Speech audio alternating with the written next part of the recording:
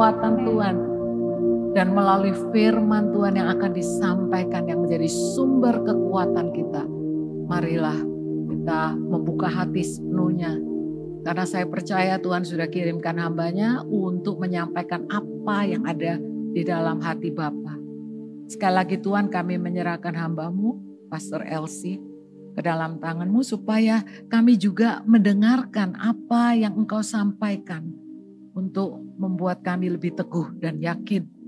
Untuk supaya kami juga hidup sesuai dengan kehendak-Mu. Berbicaralah Tuhan, kami siap mendengar di dalam nama Tuhan Yesus Kristus. Haleluya. Amin, amin. Silakan duduk. Terima kasih tim Praise and Worship. Tanpa lama-lama lagi, ini adalah salah satu keluarga kami dari MDC, tim pengembalaan MDC. Welcome Pastor. Gak mau salah nih, namanya Elsie Raja Taduk. Dan Ibu, selamat datang. Terima kasih, selamat melayani Pastor Elsie. Mari kita sambut hambanya. Haleluya. Amin. Shalom Bapak Ibu Saudara sekalian. Saya kok gak asing di sini ya. Sudah 3 kali saya menyampaikan firman bersama-sama di tempat ini. Saya berdoa setiap kita akan mengalami sukacita yang sama ketika mendengarkan firman Tuhan. Ketika saya bertanya kepada Pastor Yosua kemarin, apa yang harus saya sampaikan begitu ya, tema dari gereja kita. Dia bilang connect dengan sesama. Wah, saya pikir wah ini luar biasa. Connect dengan sesama ini sesuatu yang barang langka sebenarnya. Jadi kalau di tengah-tengah orang mementingkan diri sendiri, di tengah-tengah orang mementingkan apa yang bisa dia banggakan tentang dirinya sendiri, kita mau belajar tentang sesuatu bagaimana kita mau mengkoneksi hidup kita dengan sesama. Itu jadi penting. Karena apa? Karena sesuatu yang kita hasilkan dari dalam diri kita sendiri itu tidak bisa kita bisa menikmati sendiri. Kita nggak akan mungkin kalau kita mau merayakan ulang tahun, kita rayakan sendiri ulang tahun kita yang happy birthday to me, begitu ya, agak-agak error begitu ya. Tapi saya melihat bahwa itu kepentingan setiap kita untuk melihat apa yang ingin Tuhan kerjakan bagi kita dan orang lain. Kalau kita bicara tentang connect dengan sesama, tentu ada sesuatu yang sangat penting yang Tuhan ingin kerjakan bagi kita dengan orang lain. Dan hari ini saya mengajak kita untuk baca dari satu bagian firman Tuhan yang saya sudah siapkan untuk setiap kita. Lukas pasal yang ke-10 ayat 25 sampai ayatnya yang ke-37. Nah, saya memberikan tema di sini yaitu kasihi sesama. Kasihi sesamamu. Jadi ini sangat penting di dalam teks Lukas pasal yang ke-10 ayat 25 sampai 37. Demikian bunyi firman Tuhan. Saya akan bacakan bagi kita semua. Pada suatu kali berdirilah seorang ahli Taurat untuk mencoba Yesus, katanya, "Guru, apa yang harus kuperbuat untuk memperoleh hidup yang kekal?" Jawab Yesus kepadanya, "Apa yang tertulis dalam hukum Taurat? Apa yang kau baca di sana?" Jawab orang itu, "Kasihilah Tuhan Allahmu dengan segenap hatimu dan dengan segenap jiwamu dan dengan segenap kekuatanmu dan dengan segenap akal budimu dan kasihilah sesamamu manusia seperti dirimu sendiri." Kata Yesus kepadanya, "Jawabmu itu benar. Perbuatlah demikian maka engkau akan hidup." Tapi untuk membenarkan dirinya, orang itu berkata kepada Yesus, "Dan siapakah sesamaku manusia?" Jawab Yesus adalah seorang yang turun dari Yerusalem. Jadi pada saat Yesus bertanya kepada ahli Taurat itu bertanya, "Siapa sesamaku?" Yesus memberi satu perumpamaan kepadanya. Jawab Yesus adalah seorang yang turun dari Yerusalem ke Yeriko. Ia jatuh ke tangan penyamun-penyamun yang bukan saja merampoknya habis-habisan, tetapi yang juga memukulnya dan sesudah itu pergi meninggalkannya setengah mati. Kebetulan ada seorang imam turun melalui jalan itu. Ia melihat orang itu tetapi ia melewatinya dari seberang jalan. Nah, demikian pun dengan seorang Lewi datang ke tempat itu, ketika ia melihat orang itu, ia melewatinya dari seberang jalan. Lalu datanglah seorang Samaria yang sedang dalam perjalanan ke tempat itu, dan ketika ia melihat orang itu, tergeraklah hatinya oleh belas kasihan. Ayat yang ke-34, ia pergi kepadanya lalu membalut luka-lukanya. Sesudah ia menyiraminya dengan minyak dan anggur, kemudian ia menaikkan orang itu ke atas keledai tunggangannya sendiri, lalu membawanya ke tempat penginapan dan merawatnya. Keesokan harinya ia menyerahkan 2 dinar kepada pemilik penginapan itu, katanya, rawatlah dia dan jika kau belanjakan lebih dari itu, aku akan menggantinya waktu aku kembali. Siapakah di antara ketiga orang ini menurut pendapatmu adalah sesama manusia dari orang yang jatuh ke tangan penyamun itu? Jawab orang itu, orang yang telah menunjukkan belas kasihan kepadanya. Kata Yesus kepadanya, pergilah dan perbuatlah demikian.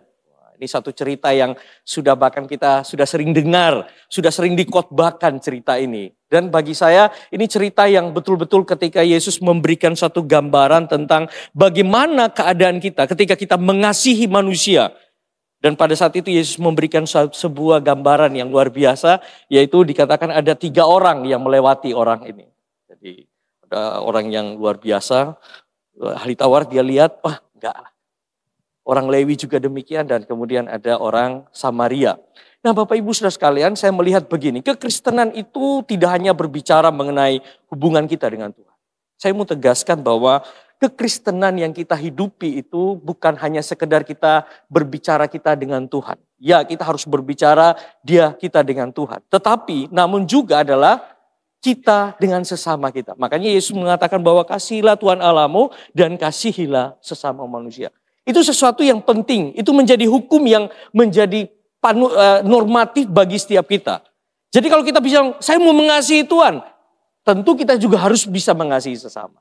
Kita nggak hanya bisa bilang, oh kekristenan itu mengasihi Tuhan, yang penting saya dengan Tuhan, yang penting saya punya relasi yang baik dengan Tuhan. Tapi sebenarnya kekristenan itu jauh daripada sekedar relasi kita dengan Tuhan, tetapi relasi kita dengan sesama kita. Itu yang menjadi kekuatan orang Kristen. Karena itulah setiap kali ketika Kristus memberitakan Injil, pastilah bicara tentang juga Injil kepada orang lain. Bukan hanya bicara tentang kerajaan Allah, tapi kerajaan Allah yang turun di tengah bumi. Kerajaan Allah yang turun di tengah-tengah kita. Itu yang berbicara tentang kerajaan Allah. Nah, kalau kita membaca dari kisah ini, ada sesuatu yang menarik bagi saya. Yaitu seorang ahli Taurat ini bilang gini, tetapi untuk membenarkan dirinya. Mungkin Bapak Ibu saudara kalian tadi sudah baca ya. Kata-kata yang membenarkan dirinya orang itu, dia berkata kepada Yesus, dan siapakah sesamaku manusia? Jadi untuk membenarkan dirinya, dia bilang sama Yesus begini, siapakah sesamaku manusia? Dan siapakah sesamaku manusia? Pembenaran diri itu bagi saya membuat kita itu terjebak dengan kemunafikan. Kita sadar atau tidak sadar di dalam diri kita, saat kita mulai membenarkan diri kita, saat kita bilang saya yang paling benar dan orang lain yang paling salah, justru sebaliknya itu yang kita terjebak dengan kemunafikan diri sendiri. Kemunafikan itu bukan bicara tentang, saya harus begini, harus begini. Tapi ketika saya bilang saya benar dan orang lain salah, pada saat itu sebenarnya itulah orang yang munafik. Karena di tengah-tengah kita nggak ada yang benar, seorang pun tidak katanya. Alkitab menegaskan kepada kita bahwa tidak ada seorang pun yang benar. Bahkan kita yang tadinya sudah benar pun nggak ada benarnya di hadapan Tuhan. Oleh karenanya ketika kita mulai membuat orang lain, contoh yang paling utama ketika kita datang kepada orang lain dan dia bilang begini, ya saudaraku yang salah, bukan saya yang salah. Itu biasanya orang yang mulai menimbun yang namanya kemunafikan dalam diri. Saya pernah melayani seorang di dalam satu keluarga, mereka ada satu keluarga yang cukup besar begitu ya. Yang kakak bilang sama saya, Pak Pendeta, yang kamu harus urus itu adik-adik saya. Adik-adik saya itu punya kepahitan dengan saya. Tapi ketika saya datang kepada adik-adiknya juga yang sama kata-katanya. Yang kamu urus itu kakakku. Jangan aku yang diurusin gitu loh. Karena aku itu baik-baik aja. Saya bilang, iya jangan-jangan itulah cara kita untuk menutupi yang ada di dalam diri kita. Sesuatu yang kita lakukan, yang sering kita lakukan, yang keliru dari hadapan Tuhan itu justru dari hal-hal yang kecil. Yaitu menganggap diri kita benar. Pada saat Bapak Ibu Saudara sekalian kita sudah mulai menganggap diri kita benar dan orang lain itu yang salah. Di situ yang namanya kita mulai munafik dengan diri kita. Kita mulai mencari-cari kesalahan orang lain. Seberapa banyak daripada kita yang mulai ketika kita mengalami satu masalah, kita mau menyalahkan ini, menyalahkan itu, menyalahkan keadaan, mulai menyalahkan satu sama yang lain. Jangan-jangan kita tidak pernah mau menyalahkan diri kita. Jangan-jangan saya yang salah. Jangan-jangan ada yang keliru dengan hidup saya. Nah, kalau kita mau bicara tentang yang segala sesuatu yang tadi diperagakan oleh seorang ahli Taurat untuk membenarkan dirinya, dia bertanya sama Yesus, siapa aku sesamaku? Itu mungkin pertanyaan-pertanyaan yang hadir dalam kehidupan kita. Saya merasa bahwa cerita di dalam Alkitab itu semua cerita tentang kita kok. Bukan cerita yang 2000 tahun yang lalu, tapi itu cerita kita sendiri. Cerita kita manusia ini. Yang selalu bertanya tentang keadaan kita. Untuk membenarkan segala sesuatu dalam hidup kita, kita mulai menyalahkan orang lain. Kita mulai mencari pembenaran diri. Itu yang ada di dalam, ketika saya membaca teks ini tadi, saya melihat luar biasa pembenaran diri itu. Nah, kalau kita membaca kitab orang Yahudi dan orang Samaria itu sama seperti di dalam Alkitab, bahkan di dalam tafsiran-tafsiran mengatakan orang Samaria itu dianggap najis oleh orang Yahudi. Mereka mau bertemu aja dengan orang Samaria itu nggak berani begitu. Kenapa? Saya mikir, kenapa Yesus memakai orang Samaria? Padahal dia seorang Yahudi. Dia memberikan suatu perumpamaan tentang seorang Samaria ini yang baik hati. Padahal Samaria itu dianggap najis oleh orang Yahudi. Bahkan ketika kalau kita ingat di dalam Yohanes pasal 4, ketika Yesus mau bertemu dengan seorang perempuan Samaria, yang harusnya dia berputar jalannya, tapi Yesus bilang, enggak, saya mau menuju ke kota yang namanya Samaria dan bertemu dengan perempuan itu. Orang Samaria telah menikah dengan bangsa-bangsa kafir. Kalau kita mau baca di dalam Alkitab, di dalam kitab Raja-Raja, mereka orang sudah kawin campur begitu di sana. Orang Samaria itu orang yang kawin campur, bukan orang yang wah ini nggak satu terah sama kita begitu ya. Nggak ada hubungan darah dengan kita. Nah itu orang Samaria itu orang Yahudi yang sebenarnya sudah diaspora, sudah tidak lagi menjadi orang Yahudi yang garis keturunan dari 12 suku itu bagi mereka, dan mereka menganggap bahwa itu orang kafir. Bahkan ada perseteruan antara orang Yahudi dan orang Samaria yang sangat kompleks. Karena itu bersinggungan dengan masalah politik. Nah, ini masalah politik. Nanti Yesus bilang sama perempuan itu, kamu tidak akan lagi menyembah aku di gunung ini, tapi engkau akan menyembah aku dalam roh dan kebenaran. Itu ada satu situasi politik yang memanas. Hari-hari ini kan politik memanas lagi antara Amerika, Rusia, dan Ukraina begitu ya. Ini politik lagi memanas. Dan kebetulan hal itu juga menjadi bagian daripada perseteruan antara orang Yahudi dan orang Samaria. Mereka ada panas hati di sana. Dan bahkan dikatakan bahwa adat istiadatnya berbeda. Ritual ibadahnya juga berbeda. Nah daripada setiap kita kadangkala saya memandang bahwa ini mujizat yang Yesus katakan kepada orang, perumpamaan yang luar biasa, dan dia memakai seorang yang Samaria. Bahkan orang Samaria itu di dalam hal keagamaan juga ada perbedaan di antara keduanya. Sehingga orang-orang Yahudi menganggap ibadah orang Samaria itu nggak benar. Nah seringkali mungkin kita juga melakukan hal yang sama. Ibadah kita yang paling benar gitu ya. Ibadah yang lain salah, ibadah yang ini keliru. Kalau pujian penyembahan itu harusnya begini begitu ya. Mungkin harus ada bahasa rohnya, ada lain sebagainya daripada setiap kita. Kita mulai mikir, iya jangan-jangan ibadah yang sebenarnya seperti apa? Ritual yang sebenarnya seperti apa? Begitu. Itu yang terjadi di dalam ketika saya membaca kitab ini, bahwa orang Yahudi dan orang Samaria itu ada ketegangan di dalamnya. Bahkan orang Samaria juga melihat orang Yahudi itu secara negatif, begitu. Ya, mereka orang Yahudi, begitu. Bahkan si perempuan itu bilang, kamu kan orang Yahudi, kenapa kamu minta air kepada saya? Begitu. Jadi sebenarnya mereka saling memandang, sudah saling negatif antara yang lain, begitu. Orang-orang Samaria menganggap diri mereka sebagai bangsa Israel yang benar. Inilah kondisinya. Tapi kenapa Yesus memakai perumpamaan ini? Itu menjadi pertanyaan bagi setiap kita. Kenapa seorang Yesus yang orang Yahudi itu memakai perumpamaan tentang orang Samaria yang baik hati itu? Nah, orang Samaria itu bagi saya, karena ini alasannya, melewati batasan dalam mengasihi sesama. Dia nggak penting, ini agamanya apa, kepercayaannya apa, bahkan tingkat sosial, prasangka-prasangka itu, tradisi yang ada begitu. Bahkan kepentingan pribadinya melampaui kepentingan pribadi. Kalau kita baca tadi kisah ini, orang Samaria itu adalah orang yang tadi ini mau melewati batasan. Kalau kita bilang iya, kita bisa kasih sesama kita, sesama gereja bisa kita mengasihi ya, karena kita saling kenal di sini ya. Tapi bagaimana kita memandang orang lain, memandang sesama kita yang lain? Nah, Yesus memberikan satu perumpamaan tentang orang Samaria ini dengan apa? Dengan jalan supaya melihat bahwa di dalam konflik pun Tuhan bisa bekerja. Di dalam carut marutnya kehidupan manusia itu tadi, Tuhan itu bisa bekerja dengan sungguh kepada setiap kita. Di dalam hal-hal yang tadi terbatas kita untuk memahami, oh agama kita seperti apa, kepercayaan kita seperti apa, kebangsaan saya itu apa, ras saya dari mana, tingkat sosial saya. Tapi justru pada saat yang sama, Kristus memberikan suatu perumpamaan bahwa orang Samaria ini dapat melampaui batas itu. Dia melampaui batas itu, meloncat dari batasan yang bisa kita berikan dalam kehidupan kita. Nah, kasih orang Samaria itu muncul setelah dia mengalami kasih Allah. Ketika dia memandang kepada kasih Allah itu, dia harus merasa terlebih dahulu kasih Tuhan yang besar itu lebih dahulu. Dikatakan begini, dan ketika ia melihat orang itu, tergeraklah oleh belas kasihnya. Kita tidak bisa bilang saya mau mengasihi sesama kita, tapi kita belum mengasihi Tuhan. Kita belum merasa bahwa Tuhan sudah mengasihi saya. Saya nggak bisa mengasihi orang lain tanpa saya tahu bahwa saya dikasihi oleh Tuhan. Belas kasihan itu muncul karena apa? Karena kita sadar betul kita ini orang yang dikasihi oleh Tuhan.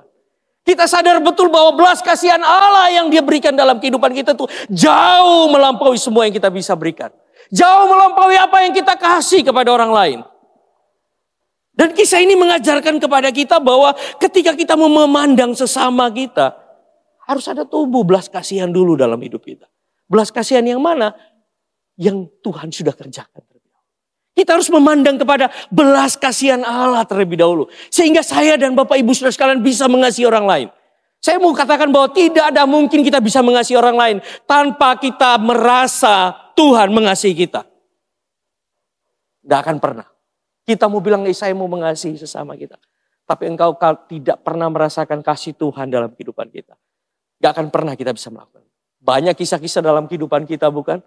Kita bisa mengalami kasih Tuhan karena apa? Karena Tuhan sudah baik sama saya. Even itu hal-hal yang mungkin hal-hal kecil dalam kehidupan kita. Bernafas mungkin. Makan pagi yang tadi kita makan. Itu kalau bukan belas kasihan Tuhan, saya rasa kita tidak akan pernah mengalami hal itu. Sehingga karena apa? Karena kita memandang belas kasihan Allah. Kita juga memandang sesama dengan cara yang berbeda. Karena kita sudah mengalami kasih Allah. Sehingga kita perlu untuk bisa punya belas kasihan kepada orang lain. Itu yang terjadi di dalam kisah ini. Bahwa dikatakan bahwa dan ketika ia melihat orang itu, tergeraklah oleh belas kasihan. Seberapa daripada setiap kita yang tergerak oleh belas kasihan? Kita melayani Tuhan di tempat ini karena digerakkan oleh belas kasihan Allah atau bukan? Ya karena saya mau melayani Tuhan, karena ya sudahlah saya harus melayani Tuhan di tempat ini karena gak ada pemain musik saya harus melayani itu. Bukan. Saya mau katakan gereja itu hadir di tengah-tengah kita bukan karena apa yang kita bisa kerjakan. Tapi apa yang sudah Tuhan kerjakan terlebih dahulu dalam kehidupan kita. Sehingga kita meresponi itu dengan cara yang baik. Iya saya mau melayani Tuhan. Bukan di awal saja kita menggebu-begebu gitu ya. Kita di awal menggebu melayani Tuhan. Tapi kalau tidak muncul dari belas kasihan kita kepada Allah. Saya rasa itu cara-cara kita untuk menyembunyikan kemunafikan kita aja. Kita hanya mau menutupi diri kita supaya kita bisa melayani Tuhan. Tidak. Harus hadir belas kasihan Allah itu tumbuh dalam hidup kita. Baru bisa kita bisa mengasihi orang lain. Wujud kasih Yesus kepada manusia nampak dalam hal kata belas kasihan. Matius pasal yang ke-9 ayat 36 dikatakan begini. Melihat banyak orang itu, tergeraklah Yesus oleh apa? Belas kasihan. Semua itu digerakkan oleh compassion, belas kasihan kita. Belas kasihan itu yang menggerakkan setiap kita. Di dalam pelayanan, di dalam pekerjaan kita, kita harus taruh dalam hati kita. Kita berjumpa dengan kenyataan apapun, ada enggak belas kasihan kita? Hari-hari ini banyak terjadi musibah-musibah, ada banjir, ada apapun dalam kehidupan kita. Apakah hati kita masih terganggu enggak? Jangan-jangan ya sudahlah, ya biarkan mereka di sana dan saya asal kamu enggak ganggu saya enggak ganggu kamu, bukan begitu. Tapi justru ketika kita melihat kenyataan, oh ada orang yang membutuhkan saya. Hati kita tergerak enggak? Atau jangan-jangan kita sudah enggak ada lagi gerakan di dalam hati kita. Melihat sesama kita dengan sesuatu yang ya sudahlah. Kalau itu yang terjadi, kita tidak akan pernah dapat visi kita, yaitu ada connect dengan sesama. Kalau kita nggak memandang sesama kita membutuhkan belas kasihan itu dari Tuhan, kita tidak akan pernah bisa mencapai visi. Bahwa kita saya mau dengan orang lain, saya mau dekat dengan orang lain, saya mau connect dengan orang lain. Bagaimana kita bisa connect kalau kita nggak punya belas kasihan? Mari kita mungkin minggu-minggu ini meresapi kata-kata di dalam firman Tuhan ini. Supaya setiap kita bilang, iya saya mau mengasihi sesama saya. Saya mau connect dengan mereka. Connect dengan mereka dengan cara apa? Kita punya belas kasihan Allah. Ada belas kasihan Allah. Ada 6 hal yang bagi saya ini penting bagi setiap kita untuk mengalami belas kasihan Allah dan kita bisa mengasihi sesama. Yang pertama, kita harus peduli. Kita harus peduli. Bapak Ibu Saudara kalian, gak ada di muka bumi ini kalau bilang, saya mau tumbuh belas kasihan, tapi saya gak mau peduli dengan orang lain. Gak ada. Dan ketika ia melihat orang itu, peduli itu dengan cara apa? Kita melihat dulu kenyataannya. Ini melihat dulu, iya ya, ada kenyataan di sini. Sama seperti kita lah. Mungkin kalau kita mau bilang, saya mau butuh ada belas kasihan ada di dalam gereja saya. Ya saya harus melihat dong kenyataannya. Saya harus lihat di sekeliling saya. Ada nggak orang membutuhkan itu? Harus memandang, oh iya ya, saya melihat dulu. Supaya ada timbul peduli itu dalam diri kita. Nah kalau Bapak Ibu Saudara sekalian mau mengalami belas kasihan Allah, nggak mau peduli dengan orang lain, ini nggak akan pernah terjadi. Nggak akan pernah terjadi dalam kehidupan kita. Kalau seorang ingin untuk mengasihi sesama, dia harus peduli terlebih dahulu. Saya di sini tidak usah harus dari ayat ini sesuai dengan, sebenarnya Alkitab itu sangat mudah untuk kita pahami. Dari kisah-kisah itu kita memahami. Bahkan 90% Alkitab kita, 90% lah di dalam Alkitab itu berupa cerita semua. Semua itu cerita semua. Supaya apa? Cerita itu supaya kita nangkap ini apa maksud Tuhan ya untuk cerita ini. Pertama kita harus peduli, kita harus melihat. Seseorang yang peduli pasti dia melihat. Bukan berarti saya bilang yang enggak melihat karena lewat mata ya. Bukan hanya sekedar begitu. Tetapi melihat itu bisa lewat perasaan, peraba kita. Itu bisa melihat apa? Karena orang buta pun bisa sebenarnya merasakan. Bisa merasakan kepahitan, kegilaan hati, dan lain sebagainya. Bahkan saya ketika melayani orang buta pun saya tahu dia tahu tentang saya. Kadang-kala kita bilang, orang buta gak bisa melihat. Enggak, mereka bisa melihat dari hati mereka. Kedekatan kita dengan mereka bisa rasa apakah saya memanipulasi dia atau enggak. Kadang-kala kita bisa memanipulasi orang lain dengan hal yang kita bisa. Tetapi melihat bukan hanya secara jasmani. Tetapi ada belas kasih. Kita melihat secara mau peduli enggak dengan orang.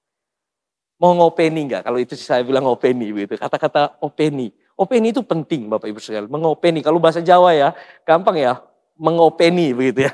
Ada yang dari sini dari Kupang kayak saya kan nggak tahu ngopeni apa begitu ya. Tapi ngopeni itu kata yang bagus sekali untuk setiap kita. Mau peduli. Dan yang kedua saya melihat bahwa bukan hanya sekedar peduli kita. Tapi ada suatu tindakan. Ya pergi kepadanya. Berhenti. Kadang-kala kita kalau ya saya peduli ya. Saya mendoakan kamu ya. Tapi nggak berhenti untuk 1 detik untuk kita mau melihat begitu ya. Dan pergi kepadanya. Jadi ya bukan hanya sekedar saya peduli dengan orang itu. Tapi nggak ada tindakan dari setiap kita yang nggak akan pernah terjadi. Bagi saya setiap kali kita mau peduli pasti kita bertindak. Pasti ada tindakan yang kita mau ambil. Kalau kita bilang saya mau peduli dengan orang itu tapi saya nggak ada tindakan apa-apa. Saya rasa itu omong kosong juga bagi setiap kita ya. Kita bilang saya mau peduli. Tapi saya nggak tindakan apa-apa, saya nggak mau melayani, saya nggak mau. Itu yang terjadi dalam kehidupan kita. Saya peduli di gereja ini ada kekurangan di sana sini. 1, 2, 3, 4. Tapi nggak ada tindakan yang kita ambil dalam hidup kita. Ya sama juga. Ya kita hanya omong-omong, ya saya peduli begitu. Tapi harus bertindak. Dia berhenti dan ia pergi kepada orang itu. Itu satu kisah yang bagus sekali. Dia bukan peduli tapi dia juga mau bertindak. Yang ketiga, saya melihat bahwa ini yang ada dari setiap kita, mungkin ini yang nggak selalu kita bicarakan. Mau repot Bapak Ibu sekalian. Orang yang peduli pastinya mau bertindak. Tapi bertindaknya apa? Karena dia tahu dia akan repot begitu. Di sekitar kita mungkin ada setiap kita yang saya mau membantu tapi nggak mau repot. Ada nggak? Pasti mau repot gitu kan. Dikatakan bahwa dia membalut luka-luka orang itu. Repot nggak? Repot Bapak Ibu Saudara. Luka sendiri aja kita nggak mau urusi. Karena mau luka orang lain lagi kita urusi gitu ya. Ya harusnya kalau kita bilang saya mau mengasihi sama. Pasti repot. Pasti repot. Ibu gembala kalian ini pun pasti repot pasti. Pasti repot mengurusi kita kan, gembala anak jemaatnya. Pasti repot. Karena apa? Kalau seorang gembala nggak mau repot, pasti sulit. Pasti sulit, ditinggal pasti. Saya mau katakan bahwa ketika saya tidak mau repot, membasuh, kadang membuat luka-luka dibersihkan, itu pekerjaan penggembalaan dari setiap kita. Mungkin kita bilang, ya kan itu urusan gembala. Saya nggak ada urusannya dengan gembala. Bapak Ibu sekalian, kalau kita mau tolong orang lain, ada belas kasihan dari kita pasti akan repot. Pasti akan repot. Oh, saya diantar ke sini begitu ya. Kan harus repot kita. Membuang waktu, ini perjalanan yang luar biasa. Tapi apa? Tapi orang Samaria ini mau repot dia. Dia bilang, dia harus membalut luka-luka yang ada. Dari segi pelayanan kita di dalam gereja ini pun, kalau ada orang baru curhat satu, udahlah menengahi, diem aja kamu gitu ya. Karena kita nggak mau repot dengan orang itu, kita bilang ya sudah kamu cari yang orang lain aja yang mau dengar kamu. Mungkin sesama kita mungkin butuhkan hal-hal yang sederhana-sederhana. Dia mau cerita tentang keluarganya sama kita. Tapi kita nggak mau repot dengar. Saya aja punya masalah kok. Ngapain saya dengar masalahmu? Tambah berat lagi masalahku, tambah berat masalah. Mulai ambil waktu untuk kita mau repot ya. Kalau kita bilang, aku mau mengasihi sama. Kalau nggak ada repotnya, susah. Pasti kalau kita mengasihi sesama, pasti ada repotnya. Kita repot pasti repot. Saya mau katakan bahwa gak ada mengasihi itu gak repot. Mengasihi itu ada repotnya. Ya paling utama ketika kita mau repot, orang mau repot, kita ini repot di sana ditanya, kamu apa sibuk apa? Aku repot ini, repot itu. Ya betul kamu repot. Tapi di dalamnya apa? Enggak ada ya sesuatu yang tumbuh, yaitu pengorbanan. Kita mau berkorban. Nah dikatakan begini, ketika dia menaikkan orang itu ke atas keledai tunggangannya. Bagi saya ini orang luar biasa ya. Dia harus turun dari keledainya, kemudian naikkan orang itu ke keledainya. Dari setiap kita mau kita berkorban seperti itu. Saya rasa kita harus bertanya dalam diri kita. Saya mau mengasihi sesama. Tapi praktisnya saya nggak mau berkorban. Ya nggak bisa. Ya betul ada repotnya, tapi repot saja tanpa pengorbanan juga berbahaya. Repot sana sini, kita bisa repot sana sini, repot sana sini. Tapi nggak ada satu yang pengorbanan yang kita berikan. Pengorbanan itu bukan karena kayak sukarela ya. Kalau suka baru rela begitu ya. Sukarelawan itu makanya saya nggak suka dengan kata sukarelawan. Di sini ada di gereja ini ada sukarelawan. Iya kalau dia suka baru dia rela. Kalau dia nggak suka dia nggak mungkin rela. Nggak. Dia harus berkorban. Dia harus memutuskan untuk berkorban.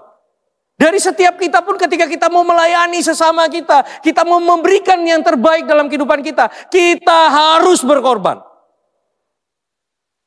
Kalau itu yang nggak ada pengorbanan dalam diri kita, nggak akan pernah terwujud hal itu. Kapan terakhir kita berkorban dalam diri kita?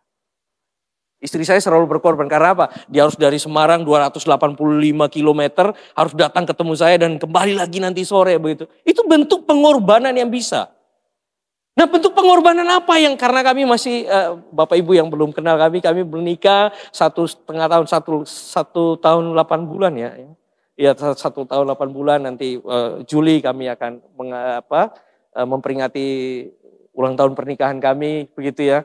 Kami masih long distance marriage. Saya di Surabaya, dia di Semarang. Karena dia tugas di Semarang, dia harus nanti hari Jumat dia ke sini, Minggu dia balik lagi gitu ya. Itu satu bentuk pengorbanan. Kalau saya bilang saya mau mengasihi orang lain, saya nggak mau berkorban, nggak bisa. Tidak akan pernah kita terwujud yang namanya kita mau kasih sesama kita. Kalau tidak ada pengorbanan yang kita berikan. Suami dan istri mungkin. Kata Pak Andreas, kalau suami mau bahagia katanya, istrinya harus soro.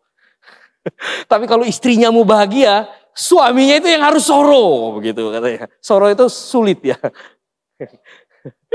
Soro itu dekat dengan Nero, jalan yang sulit yang kita ambil ya. Kita jalan yang sulit, bahkan dalam kehidupan pernikahan kita pun hal itu bisa terjadi. Kapan kita mau berkorban untuk pasangan kita? Ya anak-anak muda mungkin ya, kalian masih mungkin ya saya nggak mau berkorban, saya mau menikmati, enggak. Mulai belajar untuk berkorban. Saya percaya ketika hati kita ada rasa berkorban itu, saya tahu semua pasti akan bahagia. Kalau semua mau berkorban, pasti kita mau berbahagia. Gereja ini membutuhkan Bapak Ibu Saudara sekalian. Saya yakin pengorbanan yang Bapak Ibu Saudara sekalian bukan hanya kehadiran di tempat ini. Tapi pengorbanan doa kita, apa yang kita bisa berikan kepada gereja. Melalui Tuhan, melalui Tuhan, kita berikan sama Tuhan melalui gereja ini pun, kita harus taburkan itu. Kita harus berkorban, memberi dengan pengorbanan. Supaya apa? Supaya setiap kita bisa merasa hal yang luar biasa. Kita merasa dingin di tempat ini karena ada pengorbanan. Kita merasa kalau datang kita disambut itu ada pengorbanan. Bapak Ibu sekalian yang belum ada pelayanan, asyir, mulai ambil tindakan. Oh, saya mau jadi asyir. Saya mau bertemu orang. Saya mau memberikan pengorbanan itu. Pengorbanan itu bukan yang besar-besar saja. Senyuman itu kadang loh kita sulit untuk senyum. Bapak Ibu sekalian coba senyum.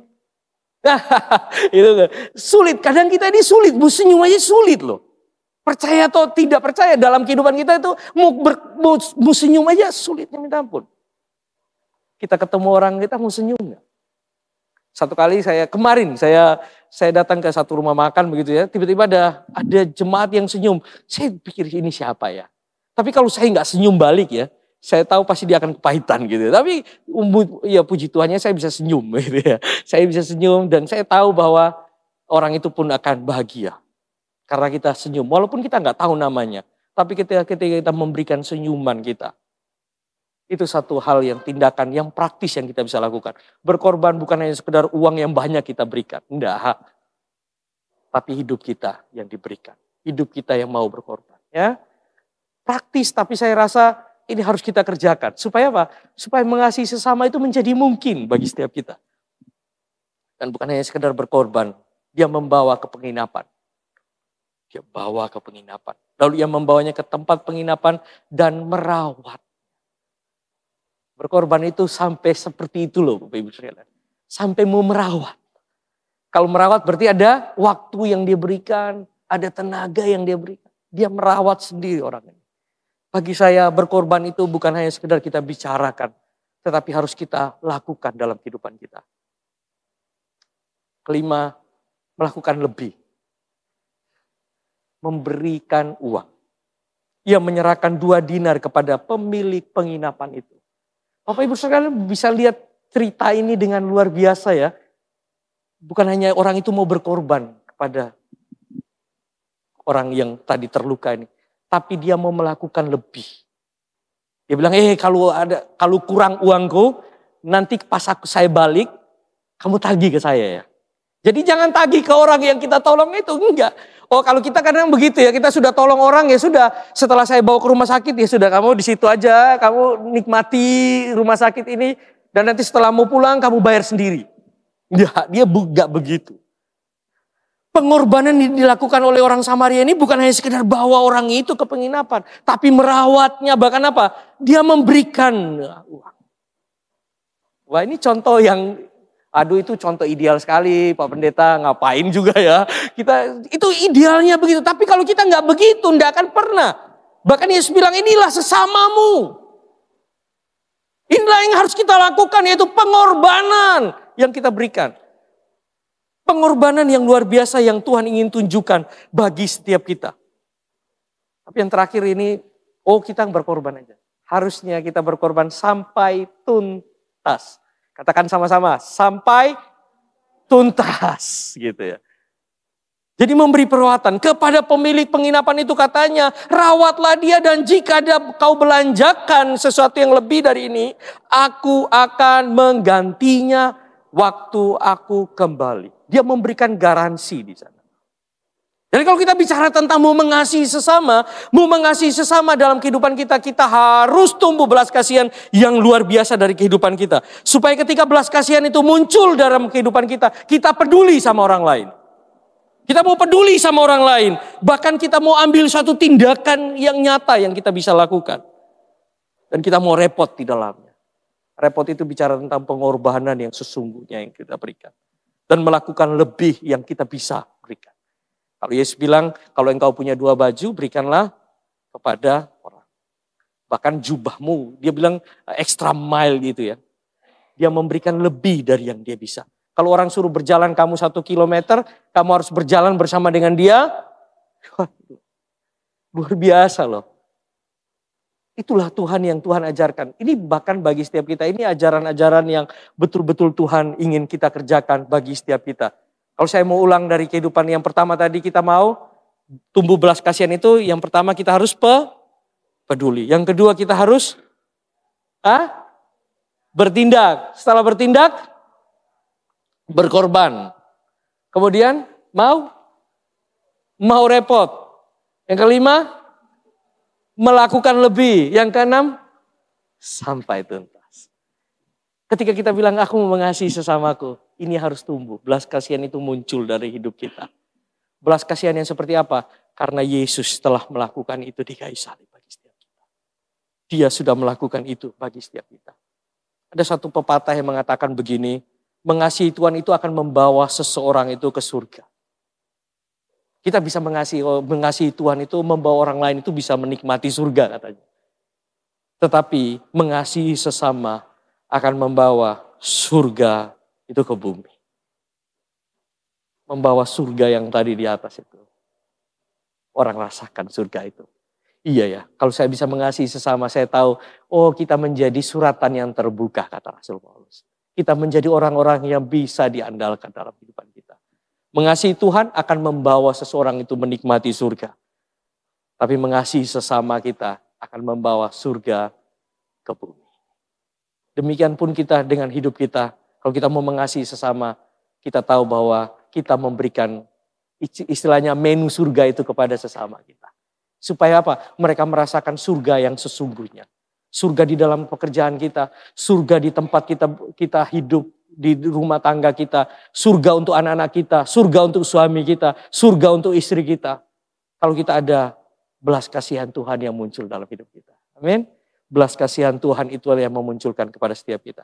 Yesaya 60 ayat 1-2 begini dikatakan, bangkitlah menjadi teranglah. Sebab apa? Terangmu akan datang dan kemuliaan Tuhan telah terbit atasmu.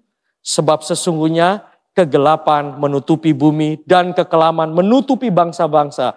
Tetapi terang Tuhan terbit atasmu dan kemuliaannya menjadi nyata atasmu. Kita bicara tentang terang untuk sesama kita.